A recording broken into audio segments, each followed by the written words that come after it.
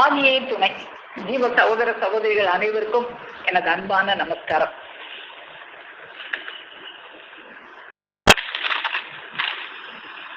பிறவிக்கோள் தீக்கும் பரமராம் நமது குல தெய்வம் பிரம்ம பிரகாசமை விழித்தாலை ஆண்டவர்களது பொற்பாதம் போற்றி பணிந்து நமஸ்கரித்து இன்றைய முத்தி பேருரையை நாம் கலந்துரையாடுவோம். நாம் சென்ற சபையில் ஆதி மனுமகனாம் நமது தேவகோமானவர்கள் ஒவ்வொரு யுகங்கள் தோறும் வேறு வேறு நாமம் பூண்டு இந்த மண்ணுலகில் வந்து அவதரித்தார்கள்.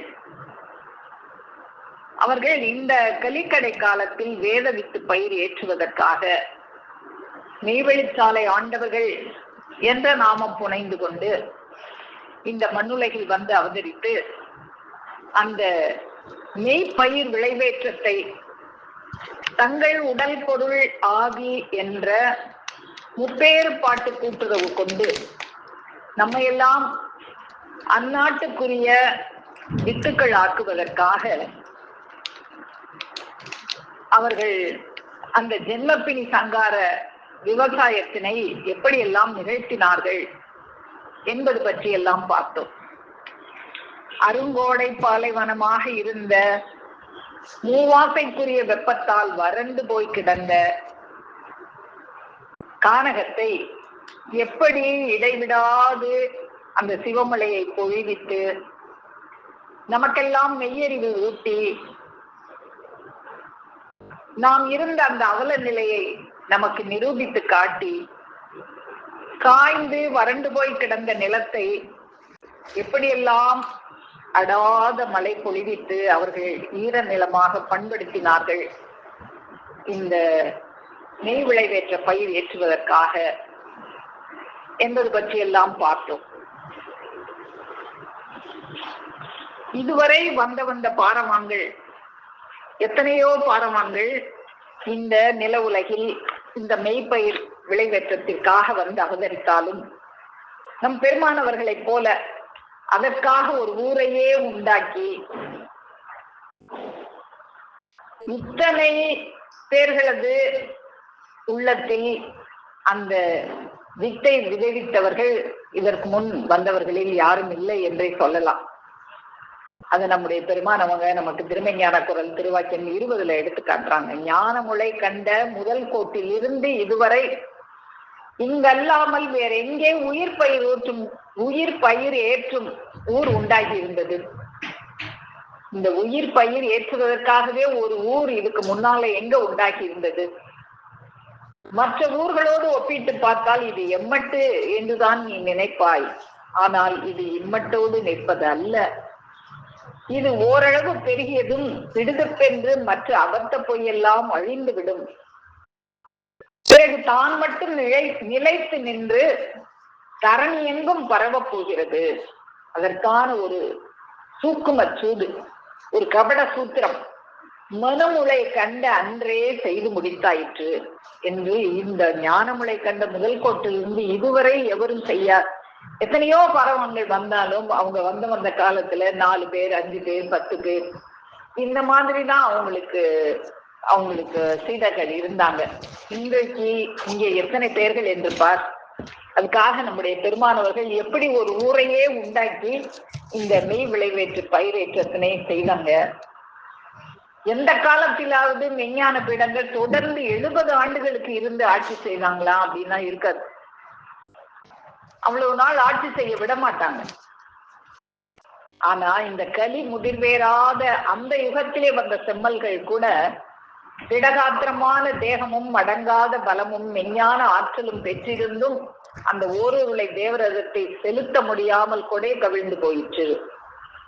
அப்படி இருக்க இந்த கலி முதிர்வேறிய இந்த கலிக்கடையில் வந்த நமது தேவகோமானவர்கள் மரணிகை தீண்டாத ஒரு மெய்மதமும் 67 ஜாதி மக்களை ஒரே சத்திய தேவ பிரம்மகுலமாக ஆக்கியுள்ள தன்னிகரற்ற ஒரு ஜாதியும் தன்னை அறிந்தவர்களே பிரத்யேகமாக குடியிருந்து வாழும் மெய்நகரமாகிய ஊரான ஒரு ஊரும் உண்டாக்கி கிண்ணாம கொடியேற்றி விளங்குகிறது என்றால் இது எப்பெரிய வாடாத தவப்பாட்டால் ஆகியிருக்க வேண்டும். அப்போ இது கொடியேற்றெல்லாம் விடுவாங்களா முந்தி காலத்துல? அப்படி இருக்கிற அது களி முதிர்வேறாத காலத்துல கூட அப்படி இருந்தாங்க. ஆனா அந்த களி முதிர்வேறிய காலத்துல கொடியேற்றி இந்த வையகத்து மக்களை எல்லாம் வாருங்கள் வாங்கோ என்று கூவி அழைப்பதற்காக ஒரு ஊரையே உண்டாக்கி அவங்க இந்த மெய்ப்பயிர் விளைவேற்றத்தினை எப்படியெல்லாம் செய்தாங்க அப்படிங்கிறத நம்ம பார்த்தோம். அதை தொடர்ந்து இன்னைக்கு நாம என்ன பார்க்க போறோம்? இந்த மெய்ப்பயிர் ஏற்றம் பெற நாம் என்ன செய்ய வேண்டும்? அவங்க அந்த கள்ளி செடியெல்லாம் தேவதாரு மரமாக வளர்த்தாங்களே. இந்த வான்மலை அந்தந்த செடி அதான் வளர்க்கும். ஆனா இந்த வான்கொடை, இந்த அருட்கொடை எப்படி ஒரு கள்ளி செடியை தேவதாரு மரமாக வளர்க்கிறது? அப்படி அவங்க அந்த விவசாயம் பலன் பெறுவதற்கு நாம என்ன செய்யணும்? இந்த விவசாயம் பலன் பெறுவதற்கு தேசிக பிரபந்தம் அப்படிங்கிற நூல்ல தேசிகன் என்கின்ற அந்த பெருமானார் அவர்கள் 2 பிரிவா சொல்றாங்க. ஒண்ணு அருங்கோடையாக இருந்த நாம் என்ன செய்யணும்? அவங்களுக்கு அடிமையாக ஆக வேண்டும். அதுக்கப்புறம் அப்படி அடிமை ஆனா பிறகுதான் அந்த பயிர் மேல மேல விளைவேற்றம். அவங்க என்ன செய்வாங்க? நம்மளுடைய வேலை இதுல என்ன, அவர்களுடைய வேலை என்ன அப்படின்னு 2 இதா பிரிச்சு சொல்றாங்க. அதுதான் அதை பத்தி நாம இன்னைக்கு பார்க்க போறோம். இந்த மெய்ப்பயிர் ஏற்றத்தை நாம அதுக்கு எப்படி உதவியாக நிற்க வேண்டும்? என்னால ஒண்ணும் முடியாது, நாம என்ன செய்ய போறோம்? நாம என்ன செய்ய வேண்டும்னா நம்மளால என்னமும் செய்ய முடியாது. நமக்கு எதுவுமே செய்ய தெரியாது. அந்த தெரியாதுங்கிற எண்ணமாவது நமக்கு வர வேண்டும். என்னால் ஒன்றும் முடியாது, எல்லாம் நீங்களே என்று அவர்கள் திருவடிகளில் சரணம் அடைவதை தவிர நம்மளால ஒன்றும் செய்ய இயலாது. அப்போ நாம் உங்களுக்கு நாங்கள் அடிமை, எங்களை காக்க என்னாலே முடியாது, வேறு வழியும் இல்லை உங்களை தவிரன்னு அவங்க திருவடியில சரணம் புகுவதுதான் சரணாகதி அப்படின்னு நம்ம பார்த்தோம். அப்படி அடிமையாக ஆகிவிடுவது மட்டும்தான் நம்மளால முடியும். அப்போ அந்த அடிமையாகிற எண்ணம் எளிதாக யாருக்கும் வந்துருமா? வராது. அது என்ன அப்படி அவங்களுக்கு நாம அடிமை அப்படிங்கிற எண்ணம் தான் முதல்ல இருக்கும். அந்த அடிமைங்கிற எண்ணம் வர்றதுக்கு சில படிகள் ஏறணும். ஏறின பிறகுதான் என் கையில ஒண்ணும் இல்லை, என் கையில் ஒன்றுமே இல்லை என்று அறிந்து கொள்பவர்களே அறிஞர்கள். எனக்கு எல்லாம் தெரியும்னு நினைக்கிறவன் அறிஞனே இல்லை. எனக்கு ஒண்ணுமே தெரியாது அப்படின்னு யாருக்கு தெரியுதோ அப்படி என் கையில் ஒன்றுமே இல்லை என்று அறிந்து கொள்ளும் அறிஞர்கள் ஆகி, அப்படி தெரியும் போதுதான் அவங்க அறிஞர்கள் ஆகிறாங்க. இந்த அறிஞர்கள் ஆவதற்கு சில படிகள் ஏற வேண்டும்.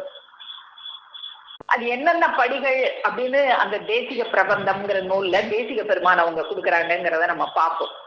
அப்பதான் நம்ம அந்த படிகள் எல்லாம் ஏறி ஏறி ஏறி அந்த பரமபதம்ங்கிற அந்த நிலையை, அந்த வைகுண்டத்தை நாம் அடையணும். அதுக்கு நமக்கு இதெல்லாம் உதவியாக இருக்கும்.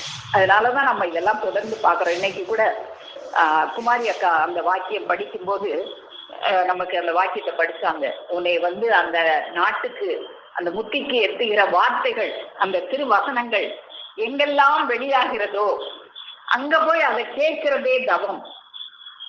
அந்த முன்பின் இல்லாத முதல்வன் சந்நிதிக்கு அந்த வைகுண்ட பிராப்தி நம்ம அடையணும். அதுக்காகத்தானே நாம பெருமான் அவர்களை பின்தொடர்றோம். அதுக்கு என்ன செய்யணும் அப்படின்னா, அந்த முதல்வன் சந்நிதிக்கு எட்டி வைக்கின்ற வசனங்கள் எங்கு வெளியாகின்றனவோ அந்த எல்லைக்கு போய் அந்த தேவத்திற்கு வசனங்களை கேட்பதுவே தவம். அந்த தவத்தை தான் நாம இப்ப செய்துகிட்டு இருக்கோம். அதை எப்படி படிப்படியாக நம்ம செய்யணும் அந்த தவத்தைன்னு அந்த தேசிக பெருமான் அவங்க எடுத்து கொடுக்குறாங்கிறத நம்ம பார்ப்போம். அவங்க இந்த பரமபதத்துக்கு ஏறுற அந்த படிகளை பரமபத படிகள் சோபானம் அப்படின்னு சொல்றாங்க. சோபானம்னா படிகள். அந்த படிகள் என்னென்ன அப்படின்னு அவங்க அருள்றாங்க அப்படின்னு பார்க்கும்போது, ஒன்று விவேகம். விவேகம் வேணும். முதல்ல அதோடைய பேர்களை பார்ப்போம். அதை பத்தி அதுக்கப்புறம் அதை பத்தி ஒன்னொன்னையும் நம்ம விரிவா பார்ப்போம். விவேகம் வேணும் ஃபர்ஸ்ட் முதல்ல. இரண்டாவது நிர்வேதம், மூன்றாவது விரக்தி, நான்காவது பீதி, அஞ்சாவது பிரசாதனம், 6 உட்கிராந்தி அல்லது உட்கிரவணம், 7 அர்ச்சிராதி மார்க்கம். சில சமஸ்கிருத வார்த்தைகள்லாம் இருக்கும் அவங்களோட வேத நூல்கள் எல்லாம். 8வது திவ்ய தேச பிராப்தி. இந்த படியிலெல்லாம் போய்தான் அந்த திவ்ய தேசத்தை பிராப்தி அப்படின்னா பெறுதல் பெற முடியும். 9வது பராப்தி. அப்படின்னு இந்த 9 படிநிலைகள்ல ஏறிதான் நாம அந்த வைகுண்ட பிராப்தியை அடைய முடியும் என்று தேசிக பெருமானார் அவங்க அருள் செய்றாங்க. இப்போ முதல்ல நம்ம உமனை பத்தி விரிவா பார்ப்போம். முதல் படி விவேகம். விவேகம்ங்கிற படியில நம்ம ஏறணும். விவேகம் அப்படின்னா நமக்கு தெரியும், ஒரு தெளிந்த அறிவு, அதுதான் விவேகம். ஒரு தெளிவு பெறுவது எதுலையும். அதுக்குதான் அந்த தெளிவைத்தான் நமக்கு முதல்ல நம்முடைய தேவகோமான் அவர்கள் நமக்கு அந்த தெளிவைத்தான் முதல்ல கொடுக்குறாங்க. தெளியா உலகீரே அப்படின்னு சொல்லி உங்களுக்கு எல்லாம் தெளிவு பதிவு பெறுகிற வரைக்கும் நான் சலியாது நிலைத்து நிற்பேன் பிறவியரே. நீங்களும் நின்னீங்கன்னா அந்த 4ஆம் பதம் பெறுகிற வாய்ப்பு உங்களுக்கு கிடைக்கும் அப்படின்னு நமக்கு பெருமான் அவங்க எடுத்து கொடுப்பாங்க. அதனால இந்த தெளிவானது பதிவு பெறுகிற வரைக்கும் நாம சலியாது நின்று, அது அவங்க சலியாது நின்று ஓயாது ஒளியாது அந்த மழையை இடைவிடாது பொழிச்சுக்கிட்டே இருக்காங்க. நாமளும் அதே மாதிரி சலியாது நின்று அதை ஓயாது ஒளியாது அதை கேட்கிறோமா? பெருமான் அவங்க தெளியாம தான் இருக்கும். தெளியா உலகீரே எம்முடைய உடலொத்த பிறவியரே. உடல் தான் அவங்கள ஒத்து இருக்கு. அதான் பெருமான் அவங்க உடலொத்த பிறவியரேன்னு நம்மளை அழைக்கிறாங்க. உடம்புதான் என்ன ஒத்து இருக்கு, அறிவு இல்லை. அதுதான் அதுக்குள்ள ஒரு இதை பொருந்தி வச்சிருக்காங்க. நமக்கு அது தெரியாது. உங்களுடைய அரிய வயது வாழ்நாளை செலவு காவு கொடுத்து ராப்பகலாக ஓய்வு ஒளிவின்றி என்ன சம்பாதிக்கிறோம்? படிப்பு, பொருள், காசு, பணம், இப்படியெல்லாம் சம்பாதிக்கிறோமே. இதெல்லாம் கடைசியில அந்த பரமபதத்துக்கு நம்மளுக்கு போறதுக்கு அது உதவி செய்யுமா? உதவி செய்யாது. உதவி செய்யாதது மட்டுமல்ல, நம்ம கூட பார்த்தோம், உதவி செய்யாட்டாலும் பரவாயில்ல, உபத்திரவம் செய்யாம இருக்குமா? உபத்திரவமும் செய்யும், உதவியும் செய்யாது. அங்க போறதுக்கு என்னென்ன இடைஞ்சல் படுத்தணுமோ எல்லா இடைஞ்சலும் படுத்தும். அதைத்தான் நம்ம இறைவன் கொடுத்த அந்த அரிய வயது வாழ்நாளே அதுக்குதான் நம்ம செலவழிச்சுக்கிட்டே இருக்கிறோம். அதனாலதான் தெளியா உலகிறேன்றாங்க நம்மள. உங்களுடைய அரிய வயது வாழ்நாளிலே செலவு காவு கொடுத்து ராப்பகலாக ஓய்வு ஒழுகின்றி கல்வி என்ன பெற்ற படிப்பு முதலாகிய பொருளினங்கள் அனைத்தும் தேடா தேடி காபந்து பண்ணி கட்டி வைத்திருக்கும் கையிருப்புகள் அனைத்தும் உனக்கு இறுதியாக ஒரு பிரயோசனம் என்பதற்கே எட்டப்படாததும், மேலும் மிகார விபரீத துன்பத்துள் கூட்டிக் கொண்டு போய் புகுத்தப்படுவதும், உனக்கு ஒரு பிரயோஜனமும் இல்லை. அதுபோல அதுக்கு மேல உன்னை விகார விபரீத துன்பத்துல கொண்டு போய் மாட்ட போகுது. அது லேசான துன்பம் இல்லை. அது ஒரு நாள் தவறுதல் இல்லை. ஒரு ஜென்மத்தின் ஒரு ஜென்மம் எதுக்காக நமக்கு கிடைச்சிச்சு? அந்த பரமபதத்தை அடையணும். இந்த பிறவி பிணியில இருந்து நாம விடுபடணும். அதுக்காகத்தான் இந்த ஜென்மம் கிடைச்சிச்சு. இதை வீணாக்கிடலாமா? அப்போ அதுக்கு என்ன செய்யணும்? அந்த ஜென்ம பிணி சங்காரம் பண்றதுக்கு யாருடைய உதவியை தேடணும்? அதெல்லாம் நம்ம சம்பாதிக்கணும். இதெல்லாம் என்ன செய்யுது அப்படின்னா, சம்பாதித்த உன்னையே கவலைக்குட்படுத்துவது பாலானது. அது மட்டுமல்ல, உனக்கு உதவி புரிய வர்றாங்களே, உனக்கு இறக்கப்பட்டு பாதுகாப்பு உதவி புரிய வருகின்ற எல்லோரையும் பற்றி பிடித்து வீழ்ச்சியின்றி துன்புறுத்தும் பாலானவை. இந்த உலகத்துல மட்டும்தான் துன்புறுத்துதா அப்படின்னா, நம்ம நினைப்போம் காசு பணம் இந்த உலகத்துல நம்மளுக்கு வசதியா தானே வச்சிருக்குது, என்ன துன்பம் கொடுக்குது? இல்ல. சொத்து சுகம் இல்லாதவன் தான் நிம்மதியா தூங்குவான். அதை வச்சிருக்கிறவே அதை எப்படி பாதுகாக்கிறது, எப்படி பத்திரமா ஒழிச்சு வைக்கிறது? நம்ம பாக்குறோம், ஒரு 5 பவுன் செயினுக்காக பெத்த தாயவே ஒரு குடிகார மகன் கொலை பண்ணிட்டு அந்த செயினை புடுங்கிட்டு போறான்றதெல்லாம் நம்ம பாக்குறோம், இன்னைக்கு நியூஸ கேக்குறோம். அப்போ இந்த மாதிரி இந்த உலகத்துல வாழும் போது உனக்கு துன்பத்தை கொடுக்கறதோட மட்டுமல்லாம அந்த எல்லா உற்றார் உரன்முறைகளும் கட்டி எழுகிற இறுதி நாளினுக்கும் அப்பாலே வரும் கோடி கோடி கால வாழ்வு இருக்கே, அந்த பரமபத வாழ்வு, அந்த வைகுண்ட பிராப்தி, அந்த திவ்ய தேச பிராப்தி, அதுக்கும் இங்கிருந்தே எட்டி தீ வைத்து விடக்கூடிய பாலானவையாக இருக்கிறது. அப்போ என்ன செய்யணும்? அதுல இருந்து நம்ம இந்த தெளிவில்லாம இருக்கிறோமே, இதுதான் பெருசு நினைச்சு இதையே சதம்னு நம்பிக்கிட்டு இருக்கிறோமே, இதுல இருந்து மாற்றி நம்மள இதெல்லாம் உனக்கு ஒண்ணும் இல்ல, நீ வாழ போறிய ஒரு பேரின்ப வாழ்க்கை, அதுக்கு ஒரு துணைய வேணுமே அப்படின்னு நம்மளுக்கு யோசனை சொல்றதுக்கு ஒரு பெரிய ஒரு துணை நமக்கு வேண்டியதாக இருக்கு. இதெல்லாம் இன்னதென்றே யோசிக்க ஒரு நேச அறிமுகம் கிடைக்காத ஒரு தூரமான சிநேகித ஊரில் குடியிருக்கிறீர்கள். சொல்றதுக்கு ஆளே இல்லாத உலகத்துல குடியிருக்கிறோம். அப்படி இருக்கிற உலகத்துல பெருமானவர்கள் வலிய மேலும் நான் வலிய இதை உங்களுடைய செவித்துளைக்குள் ஏற்றி வைத்தாலும் அதை மாற்றி வேறே ஒன்றை புகுத்தி வைத்து நீச்ச ஆசை காட்டி இழுத்து சென்று அழி விளையாட்டு வேடிக்கை குழிக்குள் வைக்குகின்ற அறியாத சாம்பின சந்தை கூட்டத்தில் இருக்கிறோம் என்று ஆயாத அறிவுடைய நீவிர் எல்லையிடும். ஆயாத அறிவு, தெரியாதது, இதுதான் சாம்பின சந்தை. நாளைக்கு சாகக்கூடிய பிணக்கூட்டங்கள் நிறைந்த சந்தை சாம்பின சந்தையில தான் இருக்கோம். நம்ம இந்த சாம்பின சந்தையில இருக்கிற நாம எல்லாம் என்ன செஞ்சா இந்த தெளிவான அறிவு கிடைக்கும் அப்படின்னா, நீ எல்லீரும் திரண்டு ஆர்வமலிந்து வேணுமென்று என்னை பிடித்து வைத்து முன்னால் இருந்து கொண்டு யாம் கூறுவதை யோசனை பண்ணுவீர்களானால், நான் பேசுறேன், எதுக்காக பேசுறேன்? உன்னுடைய நன்மைக்காக.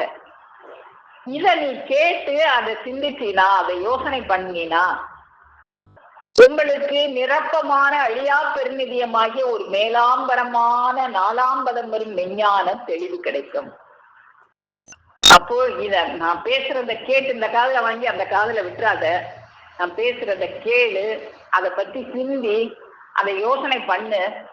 அப்படி யோசனை பண்ணும் போதுதான் உனக்கு அந்த மேலாம்பரமான 4ஆம் பதம், இந்த 4ஆம் பதம் 4 பதங்கள் இருக்குல்ல, அதுல அந்த 4ஆம் பதம் பெறுகின்ற ஒரு மெய்ஞான தெளிவு கிடைக்கும். தர்ம அர்த்த காம மோட்சம், இதுதான் 4 பதங்கள். அது சமஸ்கிருதத்துல அப்படி சொல்லுவாங்க, தர்ம அர்த்த காம மோட்ச. தமிழ்ல அறம்பொருள் இன்பம் வீடு. இந்த தர்ம அர்த்த காமம் இதுதான் உனக்கு மோட்சத்துக்கு வழிவகுக்கும். காமம் அப்படின்னா நம்ம அதுக்கு தவறான ஒரு அர்த்தத்தை இந்த உலகத்துல வச்சுக்கிட்டு இருக்கோம். காமம் என்பது இறைவன் மேல் தீராத காதல், குருபெருமான் மேல தீராத அன்பு. அதுதான் உன்னை அன்பே சிவமாக்கும்னு நமக்கு பெருமான் அவங்க அருளி செய்றாங்க. காதலாக ஞானசம்பந்த பெருமான் அவர்கள் காதலாகி கசிந்து கண்ணீர் மல்கி அப்படின்னு அருளி செய்வாங்க. அப்போ அவங்க மேல காதல் கொண்டு அவங்க சொல்ற வார்த்தைகள் தான் நமக்கு பெருசு அப்படின்னு அந்த வார்த்தைகளை நீ கேட்டீன்னா உனக்கு இந்த விவேகம், முதல் படியாகிய இந்த விவேகம் கிடைக்கும். அப்போ நம்ம அந்த அந்த அவங்க சொல்ற அந்த வார்த்தையை செவியில வாங்கி அதை பத்தி சிந்திச்சோம்னா நம்ம முதல் படியில ஏறிட்டோம். அந்த பரமபதத்தை அடைகிற பரமபத சோபானம்னு 9 படிகள் தேசிக பெருமான் அவங்க அருளி செய்யறாங்களே, அதுல முதல் படியில ஏறணும்னா என்ன செய்யணும்? அவங்க சொல்ற வார்த்தைகளை காதுல கேட்டு அதை பத்தி சிந்திச்சு அதை மற்றவங்களோட பேசி பகிர்ந்து கொள்ளணும். அதுதான் தவம்னு இன்னைக்கு நம்ம படிச்ச அந்த வாக்கியத்திலையும் நம்ம கேட்டோம். அப்போ இந்த ஞானத்தை கொடுப்பதற்காகத்தான பெருமான் அவர்கள் இறங்கி வந்திருக்காங்க இந்த மண்ணுலகிற்கு.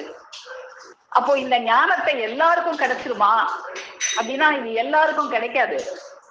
இந்த வார்த்தை எல்லாருக்காகலையும் போய் விழுந்துருமா அப்படின்னா இது அவ்வளவு எளிதில எல்லாரு காதலையும் போய் விழக்கூடியது அல்ல. அந்த வார்த்தை விழுகிறதுக்கே நம்ம ஏதாவது புண்ணியம் பண்ணிருக்கணும். இப்ப நமக்கெல்லாம் அந்த வார்த்தை செவியில விழுந்திருக்குன்னா நம்ம ஏதோ ஒரு புண்ணியம் பண்ணிருக்கோம்னு அர்த்தம். இப்ப இந்த வார்த்தையை காதுல விழுகிறதுக்கு பெருமான் அவங்க இறங்கி வந்து இவன் புண்ணியம் பண்ணிருக்கானா, இந்த வார்த்தை இவனுக்கு கொடுக்கலாமான்னு முதல்ல நம்மளுடைய அந்த புண்ணிய கணக்கு எடுத்து பார்ப்பாங்களாம். பார்த்தா ஒரு புண்ணியமும் இருக்காதான் நம்ம கணக்குல. இல்லாட்டாலும் அவங்க என்ன பண்ணுவாங்களாம், நேரடியா புண்ணியம் இல்ல, மறைமுகமாவது ஏதாவது ஒரு புண்ணியம் இருக்கா, இது வழியாவது இவன் காதுல கொடுத்துட மாட்டோமா அப்படின்னு பார்ப்பாங்களாம். எப்படின்னா, ஏதாவது இப்ப மெய்வெளிச்சாலைக்கு நம்ம போகாட்டா கூட, இப்போ என்னோட பக்கத்து வீட்டுல இருக்கிறவங்க இந்த அக்கா மெய்வெளிச்சாலைக்கு தான் அடிக்கடி போவாங்க, மெய்வெளிச்சாலை ஆண்டவர்களை பத்தி தான் அடிக்கடி பேசுவாங்க அப்படின்னு என் பக்கத்து வீட்டுல இருக்கிற ஒரு அக்கா சொன்னா கூட அவங்க வாயில மெய்வெளிச்சாலைங்கிற வார்த்தை வந்துச்சேன்னு அவங்க புண்ணிய கணக்குல எழுதிக்குவாங்க. அது போல இப்போ நான் ஸ்ரீரங்கத்துக்கு போய் அங்க இருந்து அழகர் கோயில் பக்கத்துல ஒரு கிராமத்துக்கு போறேன் அப்படின்னு ஒருத்தன் சொன்னா கூட இவன் ஸ்ரீரங்கம் அழகர் கோயிலுங்கிற வார்த்தையெல்லாம் சொல்லிட்டான், புண்ணிய கணக்குல எழுதிக்குவோம் அப்படின்னு எழுதிக்குவாங்களாம். இது தேசிக பெருமான் அவங்க சொல்றாங்க. இப்படி இறைவன் எப்படி கருணை வடிவானவங்க, நம்ம புண்ணியமே செய்யாட்டா கூட எப்படி நம்ம புண்ணிய கணக்கை எழுதுறாங்க. ஒரு மாடு மேய்க்கிறவன் மாடு ஒரு கோயிலை சுத்தி அந்த மாட்டு பின்னாலே தான் போகலாம். மாடு மேய்க்கிறவன் அந்த மாடு ஒரு கோயிலையோ ஒரு மசூதியவோ அப்படி சுத்தி வரும்போது அவன் அது பின்னால சுத்தி வந்தா கூட அவன் மாட்டுக்காக சுத்தி வந்தான், அவன் நம்மளை நினைச்சு கோயிலை சுத்தி வந்தான்னு புண்ணிய கணக்குல எழுதிடுவாங்களாம். இப்படியெல்லாம் எப்படியெல்லாம் நம்ம புண்ணிய கணக்க அதை எழுதி இவனுக்கு ஞானம் கொடுக்கலாம் அப்படின்னு ஞானத்துக்கே தகுதி இல்லாத ஒருத்தவங்களுக்கு கூட அந்த ஞானத்தை கொடுக்கறதுக்காக இறைவன் எப்படியெல்லாம் கருணை வடிவெடுத்து அவங்க இந்த ஞானத்தை கொடுக்கறதுக்காக முதல்ல சஸ்திரம் ஏந்தி வந்தாங்களாம். இறைவன் நம்ம பார்த்திருக்கோம் நரசிம்ம அவதாரத்துல அதே நரசிம்மமா ஆயுதத்தை கொண்டு அந்த ரண்யனுடைய அந்த மார்பை பிழந்து அவனை கொன்னாங்க அப்படின்லாம் நம்ம பார்த்திருக்கோம். அப்படி சஸ்திரம் ஏந்தி இவனுக்கு ஞானம் பூத்த முடியல அப்படின்ட்டு சாஸ்திரத்தை கையில கொண்டு வேத நூல்களை கொண்டு அந்த வேதத்தின் மூலமாக உறங்கும் பெருமாளே உலவும் பெருமானாக வருகிறார்கள் அப்படின்னு குறிப்பிடுறாங்க. வாயிலவா இருந்த அந்த அரூபத்தில் இருந்த இறைவன் நம்ம கூட பேசுறதுக்காக இந்த உலகத்துல வந்தா என்னென்ன துன்பம் எல்லாம் வரும், தானும் நம்மளுக்காக அந்த துன்பத்தை அனுபவிப்பதற்காக அவங்களும் இறங்கி நமக்காக தானும் கஷ்டப்பட தயாராகி அந்த உறங்கும் பெருமாள் உலவும் பெருமாளாக இந்த மண்ணுலகிற்கு புண்ணியமே செய்யாத நம்மளுக்கும் ஏதோ சைட்ல கூட ஏதாவது அந்த அப்படி செஞ்சு புண்ணியத்துல எழுது 5க்கு 2 பழுது இல்ல பரவாயில்ல அப்படின்னு ஒரு பழமொழி சொல்லுவாங்க. எனக்கு ரொம்ப நாள் வர அந்த பழமொழிக்கு அர்த்தம் புரியல. 5க்கு 2 பழுது இல்ல, சரி விடு, 5க்கு 2 பழுது இல்ல விடு அப்படின்னா என்னன்னு தெரியாம இருந்தது. அதுக்கு இந்த நூல்ல ஒரு விளக்கம் கொடுக்குறாங்க. 5க்கு 2 பழுது இல்ல அப்படின்னா ஒருத்த மாடு வச்சிருந்தானா, மாடு 5 பலன்கள் கொடுக்கும். என்னன்னா பால், தயிர், நெய், சாணம், கோமியம் இப்படின்னு 5 கொடுக்கும். இந்த 5 பலனும் கொடுக்கணும். உன் மாடு எப்படி இருக்கு, 5 பலனும் கொடுக்குதா அப்படின்னு ஒருத்தங்க கேட்கும்போது அவன் சொன்னானா, எங்க 5க்கு 2 தான் கொடுக்குது, 5க்கு 2 பழுது இல்ல அப்படின்னானா. இந்த பாலும் கொடுக்கல, தயிரும் கொடுக்கல, நெய்யும் கொடுக்கல, சாணமும் கோமியமும் மட்டும் கொடுத்துக்கிட்டு இருந்தது. இதெல்லாம் 5க்கு 2 பழுது இல்ல அப்படின்னு சொல்லுவாங்க. அது போலதான் நாம இருந்தோம். எதுவும் எந்த புண்ணியமும் செய்யல, நம்மளோட மாடு கோயில் வழியா சுத்தி வரும்போது அது வழியா சுத்தி வந்தோம், அதை புண்ணிய கணக்குல எழுதுனாங்க. அந்த மாதிரி நேரடியா நம்ம புண்ணியம் செய்யாட்டா கூட ஏதோ நம்ம வாயில ஒரு இறைவன் குடிக்கொண்டு இருக்கிற அந்த ஊரோட பேர் வாயில வந்தாலும் எப்படியாவது இவனோட புண்ணிய கணக்கை எழுதி 5க்கு 5 சரியா இல்லாட்டாலும் பரவாயில்ல, 5க்கு 2 இருந்தாலும் போதும் அப்படின்னு சொல்லி நம்மளை எல்லாம் அந்த தெளிவு என்கின்ற நிலைக்கு அவங்க கூட்டிட்டு வர்றாங்க. அப்போ அந்த விவேகம் நம்ம பெற்றுட்டா, இவங்கதான் நம்மளை தெளிவான நிலைக்கு கூட்டிட்டு வர்றவங்க. அந்த வார்த்தையை செவியில ஏற்றுக்கொண்டாலே நம்ம விவேகம்ங்கிற படியில ஏறிடுறோம். குருதான் இவங்க, குருவேதான் பரன் என்ற நாமம் கொஞ்ச நாளைக்கு அப்புறம் தான் தெரியும். இல்லைன்னா அவங்கள முதல்ல பார்க்கும்போது நம்மளை போல ஒரு 5 அடி உயர மனிதனாகத்தான் தெரியும். இல்ல, அவங்க நம்மளை போல 5 அடி உயர மனிதன் அல்ல. அவங்க அண்டாண்டமும் கடந்து வளர்ந்து நிக்கிறவங்க. அப்படிங்கிறது எப்ப நமக்கு தெரியுதோ அப்ப அந்த விவேகம் அப்படிங்கிற ஒரு படியில நம்ம ஏறிடுறோம். அப்போ இப்போ நாம முதல் படியாகிய அந்த பரமபதத்தை அடைகிறதுக்கு 9 பரமபத சோபானங்கள், பரமபத படிகள் 9 ஏறணுமே. அதுல முதல் படியில ஏறிட்டோம். இப்போ 2வது படியில ஏறணும். அந்த 2வது படிக்கு அவங்க என்ன பேர் வைக்கிறாங்க அப்படின்னா நிர்வேதம். அப்படின்னா பச்சாதாபம்னு அதுக்கு பொருள் கொடுக்குறாங்க. நாம பச்சாதாபப்படணுமா? என்ன பச்சாதாபம் படணும் அப்படின்னா, நாம இந்த சரீரம் எடுத்து நாம வந்திருக்கிறோமே, இன்னும் எத்தனை பிறகு நாம எடுக்க போறோமோ, நாம இந்த பிரளய காலத்துல ஆதி காலத்துல எத்தனையோ யுகங்கள் ஜடமாக கிடந்தோமே, நமக்கு மோட்சம் கொடுப்பதற்காகத்தான் இந்த சரீரம் கொடுக்கப்பட்டிருக்கிறது. அப்போ இந்த சரீரத்துல ஞானத்தை ஏற்றுவதற்காகத்தான் இறைவன் சாஸ்திரங்களை எல்லாம் தன்னுடைய தரிசிகள் மூலமாக வேதங்களை எல்லாம் இறக்கி கொடுத்தாங்க. நமக்காகத்தான் இறைவன் எல்லாமே படைச்சாங்க. இந்த மனுஷனுக்கு இவன் ஒரு ஜடமாகத்தான் கிடந்தோம். நம்ம அந்த ஜடத்துக்கு ஒரு தூலத்தை கொடுத்து இவனை அந்த பரமபதத்துல ஏத்தணுங்கிற இரக்கம் கொண்டுதான் இந்த தூலத்தை நமக்கு கொடுத்து, இவனுக்கு இந்த தூலத்தை கொடுத்தாச்சே அப்படின்னு தான் இவன் வாழுகிறதுக்கு இந்த பூமியை உண்டாக்கி, இந்த பூமியில தண்ணி வேணுமே அப்படின்னு தண்ணியை உண்டாக்கி மழையை பொழிவித்து, இந்த பயிர்கள் எல்லாம் விளையணுமேங்கிறதுக்காக சூரியன், சந்திரன், நட்சத்திரங்கள் இதுகளை எல்லாம் படைச்சு, எல்லாமே இந்த மனிதனுக்காகத்தான் இறைவன் படைச்சாங்க. அப்போ அதெல்லாம் நாம உணரணும். அப்போ நாம இதெல்லாம் உணர்ந்தோமா? எதுக்காக இறைவன் அப்படி இதை எல்லாமே படைச்சாங்க? இறைவன் நாம அந்த இருளாக கிடந்த நம்மளுக்காகவே தான் இந்த பூமியை படைச்சு, நம்ம மானியத்துல ஆதியோதய தலைப்பருவத்துல நம்ம பார்ப்போம். மதி கதிர் மின்மணி தாரகை அவனி ஆகாயம் சொர்க்க மத்திய பாதாளங்கள் என்னும் 3 உலகங்களையும் பூமி 14 மலை கடல் 6 அருவிகள் முதலாகிய 1008 அண்டசராசரங்களும், இது எல்லாத்தையுமே எதுக்காக படைச்சாங்க? இந்த மனுஷனுக்காகத்தான் படைச்சாங்க. இப்படி எண்ணத்தடங்காத ஜீவராசிகளையும் படைத்து சமிக்ஞை முதலாகிய பாஷை நின்றும் சகல பாஷைகளையும் படைத்தான். இந்த பாஷைகளை எல்லாம் இறைவன் தான் படைச்சாங்க. வேற இந்த மனிதனால பாஷைகள் எல்லாம் படைக்க முடியாது. இறைவன் தான் தூலம் எடுத்து இந்த இறங்கி இந்த சமிக்ஞை முதலாகிய சகல பாஷைகளையும் படைத்தது இறைவன் தான். அப்படி படைச்சு இந்த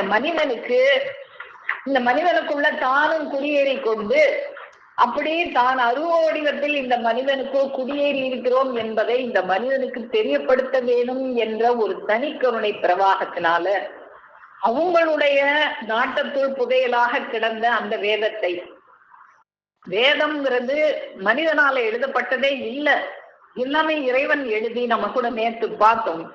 முதலாக வேதத்தை பிரம்மாவுக்கு இறைவன் போதிச்சாங்க. அதுக்கப்புறம் அவர் இன்னொருத்தவங்களுக்கு போதிக்க அப்படித்தான் வேதம் வந்தது.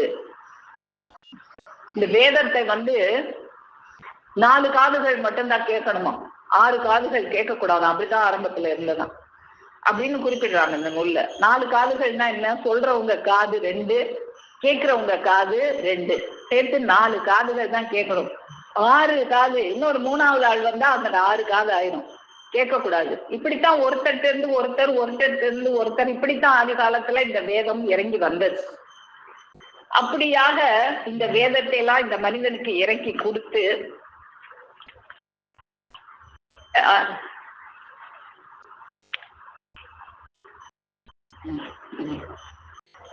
அப்போ இப்படி எல்லாம் இறைவன் உபதேசிச்சாங்க. இறைவன் வந்துதான் இந்த வேதத்தை இந்த மண்ணுல எல்லாருக்கும் உபதேசம் பண்ணாங்க. அப்படித்தான் அர்ஜுனருக்கு கிருஷ்ண பரமாத்மா உபதேசம் பண்ணாங்க. இப்படி எல்லாம் இறைவன் உபதேசம் பண்ணியும் நாம இறைவனுக்கு அடிமையாகாமல் இந்த புலனுக்கே அடிமையாகி சிற்றின்பத்திலேயே பொழுத போக்குறோம். அது ஒரு பெரிய பேரிழப்பாக ஆகிடுது. இறைவனை நாம இன்னும் தெரிஞ்சுக்கலையே. இறைவனுக்காக இந்த உலகத்துல இருக்கிற எல்லாத்தையும் தியாகம் பண்ணி இறைவனை அடைய வேண்டும் அப்படிங்கிற எண்ணம் தான் வரணும். ஆனா நாம என்ன செய்யறோம்? இந்த உலக பொருளுக்காக இறைவனையே தியாகம் பண்றோம். அப்படிப்பட்டவங்களாகத்தான் நாம இருக்கிறோம். அப்போ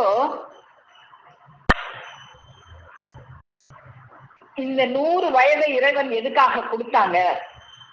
அதுதான் பெருமான் அவங்க நமக்கு அருளி செய்வாங்க. உள்ளது 100 ஆண்டில் இளமையில் ஈராறு போகும் அப்படின்னு. ஒவ்வொரு வயசுகளையும் நம்ம எப்படி எல்லாம் வீணாக்குறோம் அப்படின்னு நமக்கு அந்த பாடல்ல கொடுத்துருப்பாங்க. உள்ளது 100 ஆண்டில் இளமையில் ஈராறு போகும், மெல்லவே முதுமை தன்னில் 3/10 மைந்தா. இளமையிலே ஈராறு 12 வயசு, 12 வருஷம் போகுது. முதுமையில ஒரு 3/10 36 போகுது. கள்ளமாம் உறக்கந்தண்ணில் கணக்கு 26 போக, இப்படி எல்லாம் போக மீதி 26 தான் இருக்கு. இந்த 26 உனக்கு இறைவனை தேடி அடையிறதுக்கு உனக்கு பயன்படுதான்னு பார்த்தா அதுவும் இல்லை. அந்த வயசுக்கும் பங்குக்காரங்கள்லாம் வந்துடுறாங்க. காய்ந்திடும் வறுமை நோயும் கல்வியும் இன்பம் இன்னோர் கீந்திடில் இவர்களுக்கே போதாது இந்த 100 வயசு. அப்போ மீந்துனக்கு எவர் ஈவார்கான் மோட்சம்? மோட்சம்ங்கிற பேச்சே பேச முடியாது நீ. அப்படித்தான் நம்ம அந்த அரிய வயது வாழ்நாளை செலவு காவு கொடுத்து சம்பாதிக்கிறோமே, அதெல்லாம் நம்மளுடைய வயசை வீணாக்கி நமக்கு மோட்சம்ங்கிற பேச்சே எடுக்காதபடிக்கு செய்கின்ற ஒன்றாகத்தான் இருக்கு. அப்ப இப்படித்தான் நம்முடைய வயசை நம்முடைய இறைவன் தந்த அந்த அரிய வயது வாழ்நாளை செலவு காவு கொடுத்துக்கிட்டு இருக்கிறோம். நம்ம இப்படி வீணது வாகிடாமல் மேலவரிடத்தில் சார்ந்தால், அந்த பெருமான் அவங்க நமக்காக அந்த மெய்ப்பயிர் ஏற்றுவதற்காக வந்தாங்களே, அவங்கள சார்ந்தால் இந்த போன நாள் மீண்டு அங்கு ஏறும் பேரின்ப வடிவம் பெற்று ஊனங்கள் அனைத்தும் தேய்ந்து உன்புகழ் வானம் பாயும். அப்போ நாம என்ன செய்யணும்? முதல்ல அந்த விவேகம் கிடைச்சிருக்கு.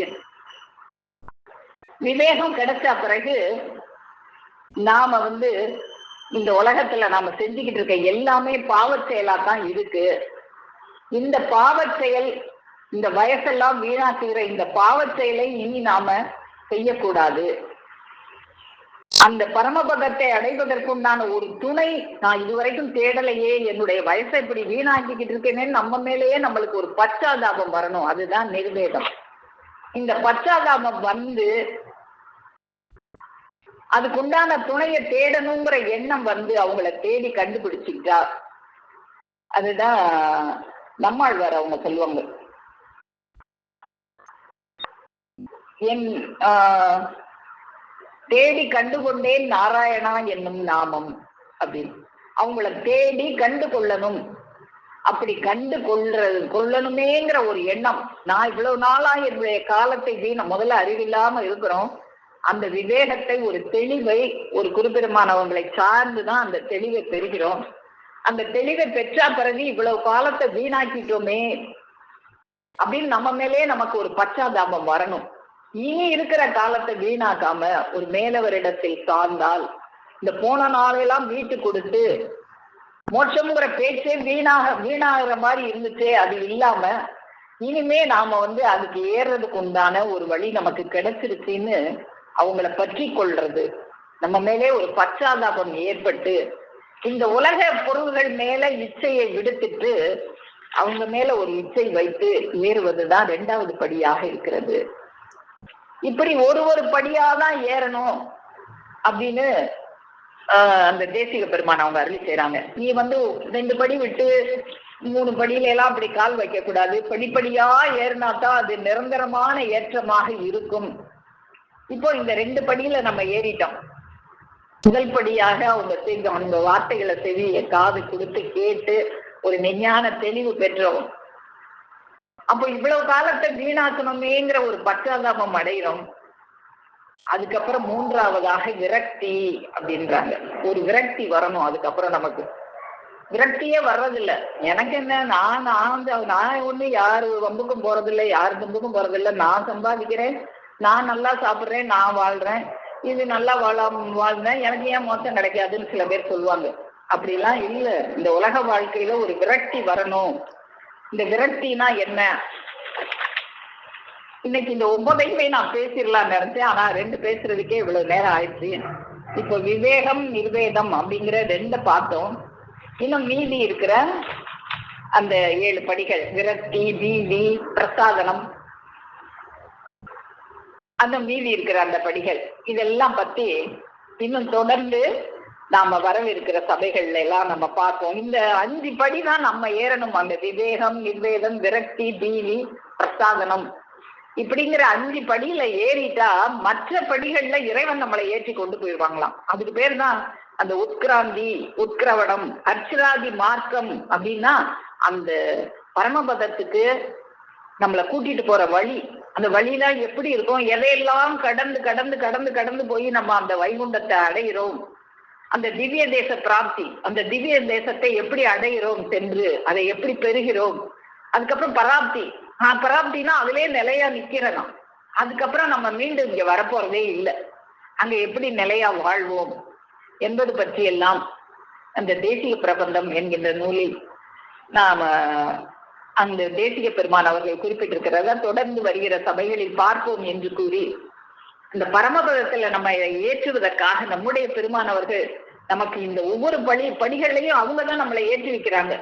கருணை கொண்டு நம்ம பார்த்தோம், இவன் என்னமாவது புண்ணியம் செஞ்சிருக்கானா, அது வழியா அவனுக்கு கொடுத்துடலாமா அப்படின்னு பார்க்கும்போது, நம்ம ஒரு புண்ணியம் செய்யாட்டா கூட குறுக்கு வழியில இவன் அப்படி சொல்லியிருக்கான், அன்றைக்கு 2 பழுது இல்லை, பரவாயில்ல, போடு போடு அப்படின்லாம் போட்டு போட்டு போட்டுதான் நம்மளை கூட்டிட்டு வந்திருக்காங்க.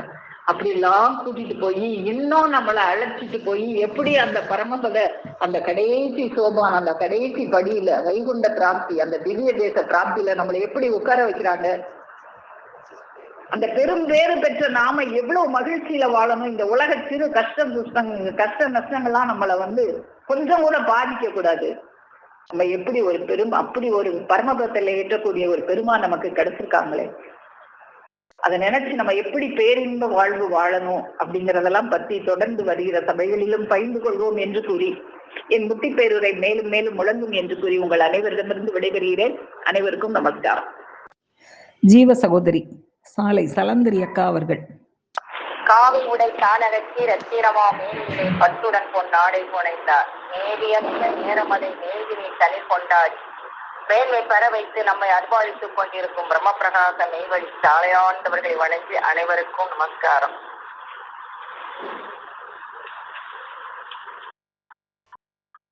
அக்கா வேத வித்து பயிர் ஏற்றுதல படிகள் சோபனம்னா படிகள் 9 படிகளை பற்றி பரமவத படிகள். பரமவத வாழ்வினிக்கே பாரில் படைத்த மனு, அந்த பரமவத வாழ்வுக்கு தான் தெய்வம் நம்மளை படைச்சு கூட்டிட்டு வந்திருக்காங்க. அதுல ஒரு தெளிவு வேணும், விவேகம் வேணும். அது இருந்தால்தான் நீங்க தெய்வத்திட்ட போய் சேர முடியும். அதுக்கு நம்ம நடக்கிற படிகள் என்னன்னா, அவங்களை நம்பி போயிட்டோம்னா தெய்வம் நம்மளை கூட்டிட்டு போயிடுவாங்க. அதுதான் அருங்கோடை பாலைவனம் தேசிய பிரமத்துல கொடுத்துருக்காங்கன்னு எடுத்து விட்டாங்க.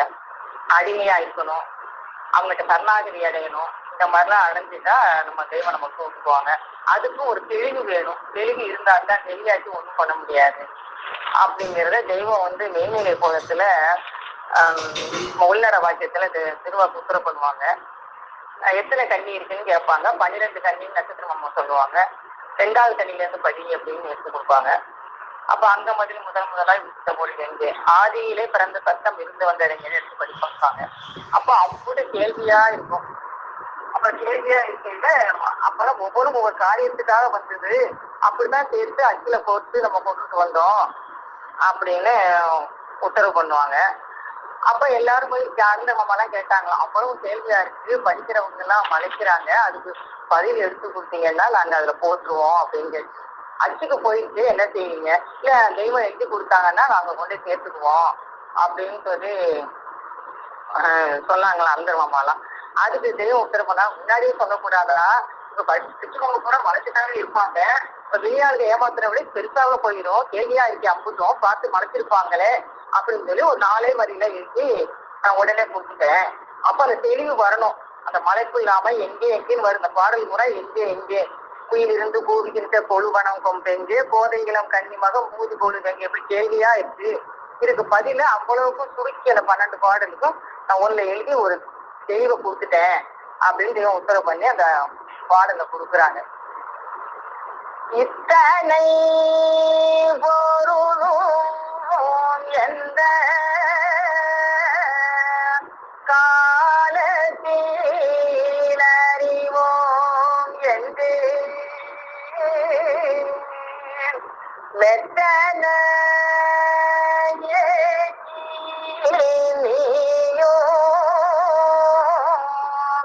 மீரண்டிட வேண்டாம் சொல்வே சுத்தத்தை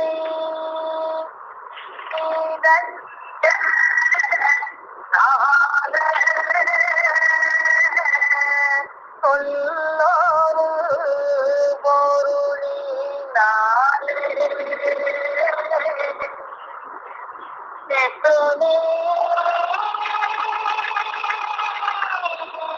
தினம் அழக தெரிந்திடும் உணவு தானே.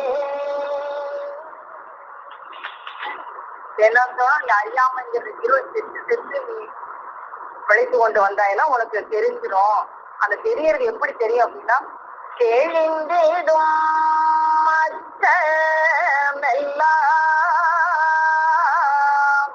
தேசிக ஒன்றில் ஆண்டவங்க மேல மட்டும் இங்க வச்சுட்டீங்கன்னா அது உனக்கு தெரிஞ்சிடும். அச்சம் போயிடும், பயம் போயிடும், எல்லாமே போயிடும்.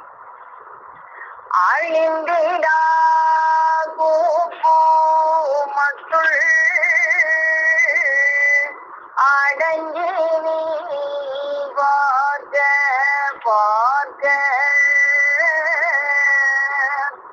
இழங்கிடும் நான்கும் வேதனாமமுதம் சிந்தும்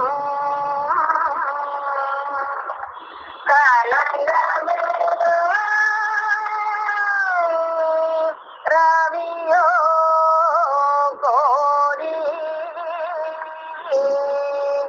கைவசம் கையிலை வீர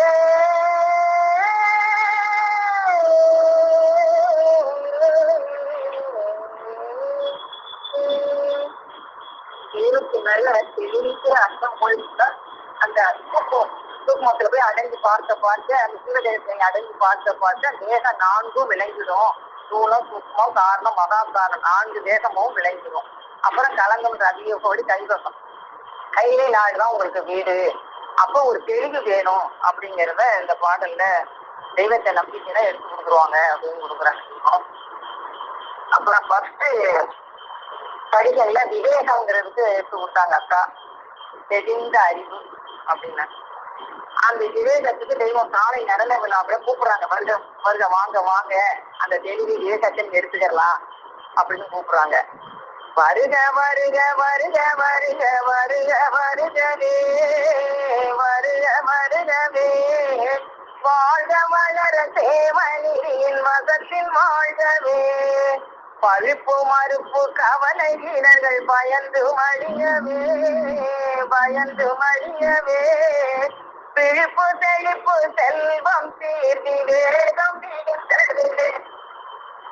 பிழிப்பு தெளிப்பு செல்வம் சீர்தி வேகம் விழியவே காண்டற்கரிய காட்சி அனந்தர் கண்டு கழிக்கவே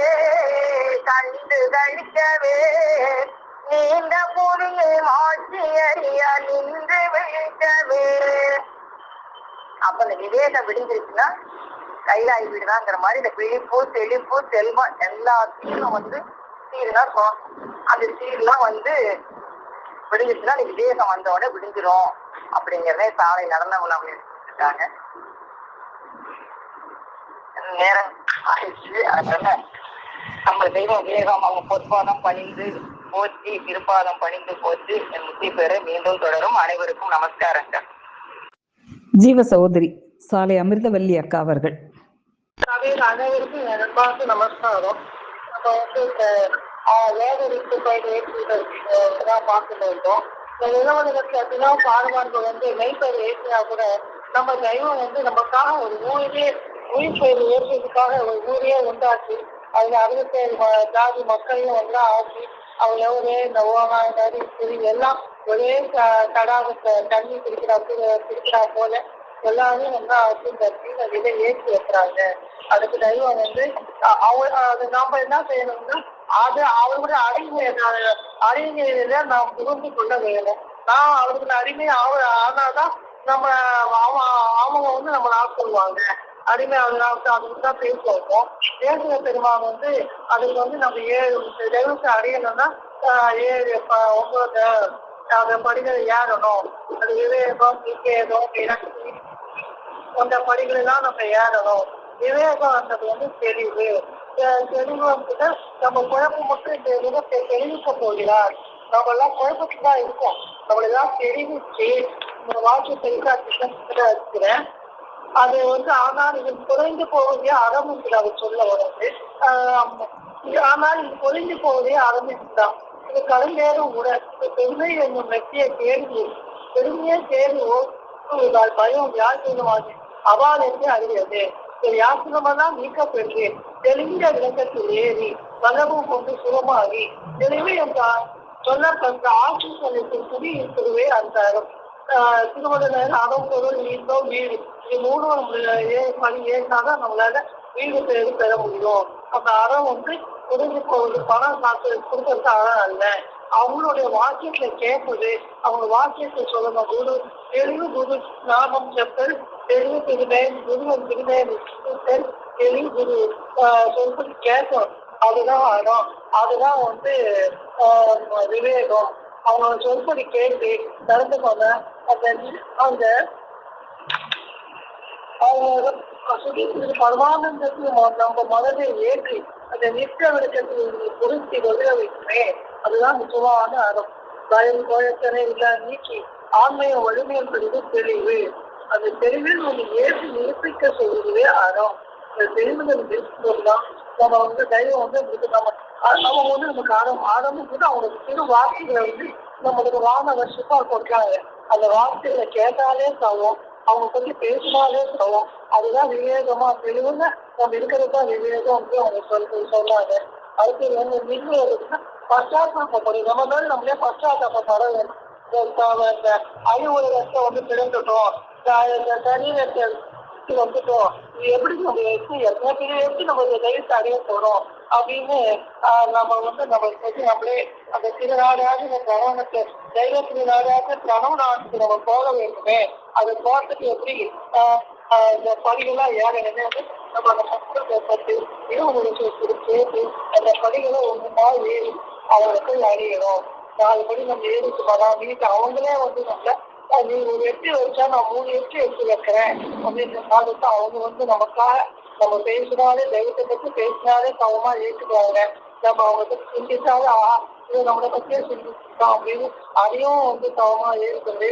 நம்மளை அந்த தெளிவுல ஏற்றி நம்மளை நம்மளுடைய முக்கிய அறிவுபாடு இருக்கிறார்கள் என்று மீண்டும் தொடரும். நமஸ்காரம்.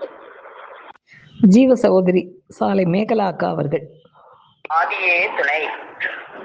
ஆறறிவு உடலெடுத்து ஐயறிவு நுகர்ச்சியிலேயே கிடந்து உழன்று கொண்டிருக்கும் நம்மை ஆரூர் என்னும் குருசேத்திரமாகிய திருவரங்க சொன்ன தில்லை திரு சிற்றம்பலத்தை ஏற்றி வைக்கும் கல்கே மகதி என்னும் மூக்குக்கு வெளியே மூச்சோடா தவ வல்லமுடைய ஊர் உறக்கமற்ற நமது குல தெய்வம் பிரம்ம பிரகாசமை வெளிச்சாலை ஆண்டவர்கள் நாம் பெருமான் அவர்களை போற்றி வணங்கி அவர்கள் திருவடிக்கு நமஸ்கரித்து சபைக்கு நமஸ்காரத்தை சொல்லி இன்னைக்கு சபையில அக்கா நமக்கெல்லாம் எடுத்து வழங்கிய அந்த முத்துக்களை கோர்த்து எனக்கு தெரிந்ததை நான் பங்கிக்கிறேமா. இன்னைக்கு வந்து நம்ம தெய்வம் நம்மளுடைய ஆதி மருமகன் மனுமனாகிய நம்ம தெய்வம் இந்த உலகிற்கு வந்து நம்மளையெல்லாம் நமக்கெல்லாம் அந்த வேத பயிர் ஏற்றுவதற்காக நம்ம உலகிற்கு அவங்களுடைய திரு அவதாரம் தாங்கி வந்து நம்மளுக்கெல்லாம் அந்த மெய்ஞான பயிர் ஏற்றுவதற்காக நம்மளெல்லாம் அந்த மெய்ஞான பயிர் ஏற்றி நம்மளெல்லாம் பரவாவத்தில் ஏற்றுவிப்பதற்காக வந்த கருணையாளனாகிய பேர் அருளாளனாகி நம்முடைய தெய்வம் நமக்காக இந்த திரு உருவம் தாங்கி வந்து ஒவ்வொரு யுகத்திலும் ஒவ்வொரு அவதாரம் எடுத்து பல்வேறு நாமங்களில் நமக்காக இறங்கி வந்து அந்த கலியுகத்துல கடைக்குளத்துல பிறந்து நம்மளுக்காக நம்மளை எல்லாம் மேன்மைப்படுத்துவதற்காக நம்ம பெருமான் அவதரித்து இந்த உலகத்துல வந்து எப்படி பசுப்பினி சங்காரத்திற்காக உழவு தொழில் நடைபெறுகிறதோ மனிதர் மாடு மரங்கள் தெரித்து நடைபெறுகிறதோ அது போல நம்ம எல்லாம் மனு போல தாங்கி வந்த நமக்கு அந்த சென்ம பிணியை நீக்குவதற்காக நம்ம பெருமான் அவங்க உடல் பொருள் ஆதியில் அந்த முப்பேர் கூட்டுறவு கொண்டு விவசாயம் செய்து நம்மளுக்கு அவங்களுடைய அந்த அருள் வர்ஷிப்பு கொடை மூலமாக அவங்களுடைய அந்த திருவர்ஷிப்பு மூலமாக நமக்கெல்லாம் அந்த மெய்ஞான பயிர் ஏற்றி நம்ம எல்லாம் மனுவாக இருந்து நம்மளே நரனாக இருந்த நம்மை மனுவாக்கி தேவனாக்குவதற்காக நம்மளெல்லாம் அந்த பரவாப்பதில் ஏற்றுவதற்காக நம்ம பெருமான் நமக்கு அந்த அருளிய அந்த அதாவது அப்படி அந்த அவங்களே சரணாகதி அடைந்து அவங்கதான் அவங்கள்ட்ட நம்ம அடிமையாக்கும் போது நம்ம அருகோடை பாலைவனமாக ஒன்றுமே மெய் விளைவு காணாத அகமாக இருந்த நம்முடைய மனசுல சிறிதாக நம்மளுக்கு மெய்யறி ஊட்டி நம்மளையெல்லாம் அந்த பரவாபத்தில் ஏற்றக்கூடிய பெருமானாக பெருமான் நம்ம கிடைத்திருக்கின்ற வசந்த காலத்தை எங்கெங்கே நம்ம மனம் வந்து பூரிப்படைய வேண்டும். அப்போ அந்த பரவாபத்தில் ஏறதுக்கு வந்து 9 படிநிலைகள் இருப்பதாக எடுத்து நமக்கு ஒரு தேசிகர் அப்படிங்கிற அவங்களுடைய நூல்ல எழுதி வழங்கியிருப்பதை அக்கா வந்து எடுத்து சொன்னாங்க. அந்த 9 பயிர்கள்ல அந்த மெய் பயிரேற்ற பெற வந்து நாம என்ன செய்ய வேண்டும். அப்ப அந்த 9 படிகள்ல அந்த 5 படிகள்ல நாம ஏறிட்டா போதும். மீறி படிகள்ல நம்மளுடைய பெருமான் நம்மளுடைய தேவகோமான் அவங்களுடைய திருவருளால அவங்களுடைய கருணை உள்ளத்தினால நம்மளை ஏற்றி வைத்து அந்த பரமபதத்துல சேர்ப்பாங்க அப்படின்னு அக்கா சொன்னாங்க. அப்ப நம்மளுக்கு வந்து அந்த 9 படிகள் வந்து விவேகம், நிர்வேதம், விரக்தி, பீதி, பிரசாதனம், உக்ராந்தி, அத்திராதி மார்க்கம், திவ்ய தேசிய பிராப்தி, அப்புறம் வந்து பராப்தி, அப்புறம் இந்த 9 படிகள்ல வந்து இன்னைக்கு அந்த 2 படிகளை பத்தி வந்து அக்கா நம்மளுக்கு ரொம்ப தெளிவா நம்மளுக்கு எடுத்து சொன்னாங்க. அப்போ முதல் படியாகி விவேகம், அதாவது விவேகம் அப்படின்னா நம்ம தெரிந்த அறிவுடன் எதையுமே செய்யக்கூடியது. அப்போ அந்த விவேகம், அந்த தெரிந்த அறிவு நமக்கு எப்படி இருக்குது. நம்ம மனம் வந்து நம்ம தெய்வலி குறைக்கும் நம்ம மனம் வந்து கொட்டாப்புளி போல பருத்து அந்த உலக இத்தினால பருத்திருந்தது.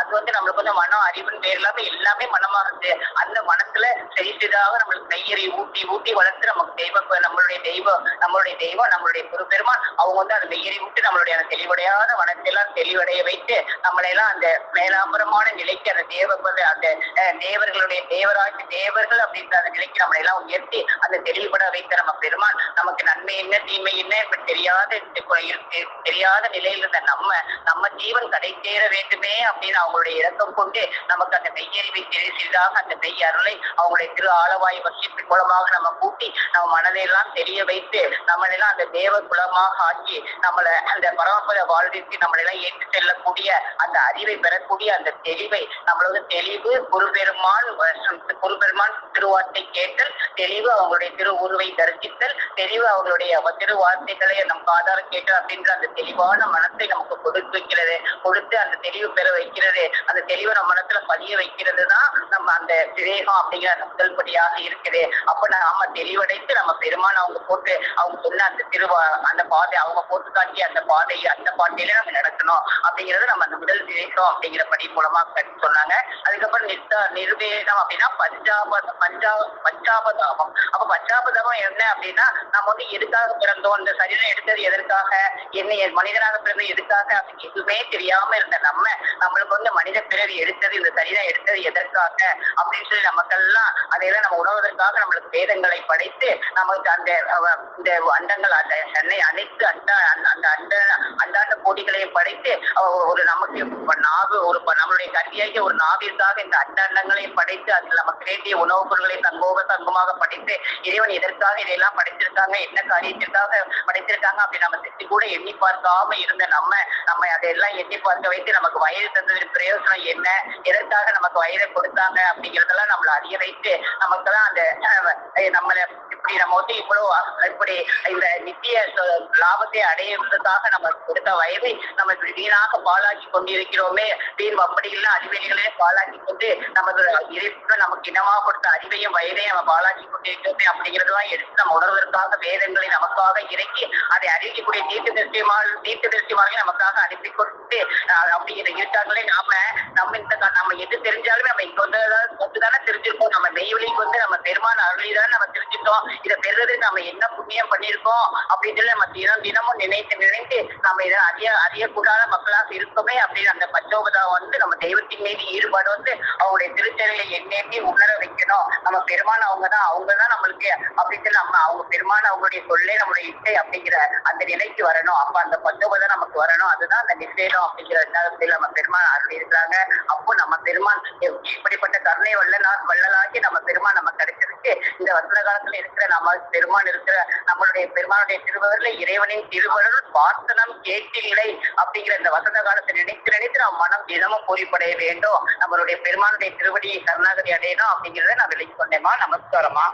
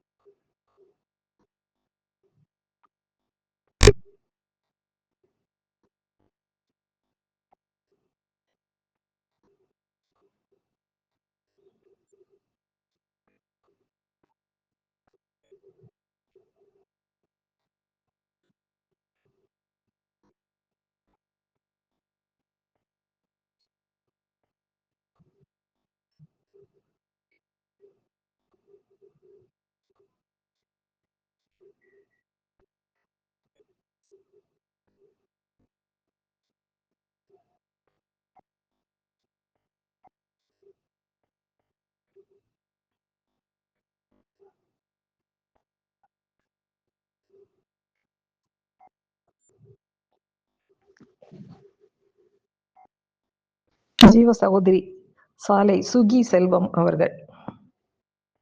பெருசா பேசணுன்றது கூட நமக்கு வந்து அந்த இன்னைக்கு வந்து ஒரு குறிப்பு என்னன்னா தியாகம் பத்தி அந்த இது சொல்லிருக்கீங்களா எப்படின்னா உலகத்துல நம்ம வந்து எல்லாத்தையும் விட்டுட்டு நம்ம இறைவனை பற்றி அவங்கள சார்ந்து நம்ம இருக்கணும். ஆனா நம்ம எப்படி இருக்கணும் அப்படின்னா இறைவனை விட்டுட்டு நம்ம இந்த மூச்சை வீண் பண்ணி 100 வயதுக்கு அந்த ஒரு கேல்குலேஷன் மாதிரி இப்படி அந்த மோட்சம் என்பது வீணாம் அப்படின்ற நிலைமைக்கு தான் நம்ம இருக்கிறோம். நம்ம பெருமாள் சொன்னதுக்கு அப்புறம் தான் அது நமக்கு அது புரியுது.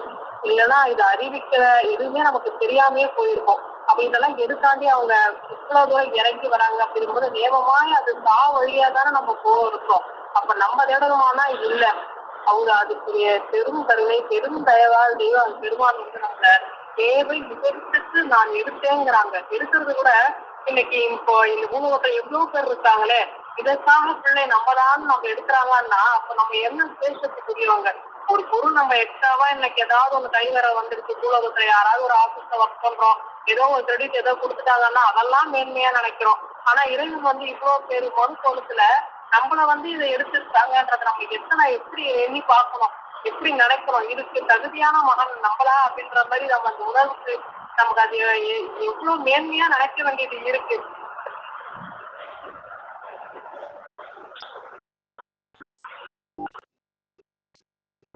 பெருசா பேசுறோன்றது கூட நமக்கு தெரிய மாட்டேங்குது. அதே மாதிரி நமக்கு ஒரு கடமை ஒண்ணு எடுத்துருக்காங்க. ஆண்டவனுடைய வாய்மைக்குள் ஆகிவிடுவது ஒன்றுதான் உன்னுடைய வேலைங்கிறாங்க. நம்ம அது இல்லாம இந்த உலகத்துல எதையோ நம்ம வேலை, நமக்கு வேலை இருக்கு ஓட்டுமே தவிர அவங்களுடைய வாய்மைக்குள் ஆகிவிடுவது அவங்களுடைய வேலைங்கிறத நம்ம நினைவுல வச்சுக்கலான்றது நீங்க பகிரும்போது நம்ம நினைவுல வந்ததுண்டா. அதே மாதிரி 2 இது சொல்லியிருந்தீங்க. ஒண்ணு விவேகம், ஒண்ணு விவேகம். அதாவது அந்த விவேகம் அப்படின்றது தெளிவு அப்படின்னு தெளிவு. அது வந்து குருவினுடைய அந்த அந்த தெளிவு வந்து எப்படி இருக்கும்ன்றத அக்கா வந்து காலை நடன விழாலெல்லாம் எடுத்து கொடுத்துருந்தாங்க. நல்லா சிறப்பா இருந்ததுக்கா. அதே மாதிரி அந்த மூச்சு நுழையமாகும் போது நம்ம வயது கொடுத்த அந்த வயதை எப்படி வீணாக்கிட்டு இருக்கோம், அதுக்கான உணவெல்லாம் என்ன பண்ணலாம், மூல மந்திரத்தை ஒரு நாவில் ஒட்ட வைங்கிறாங்க.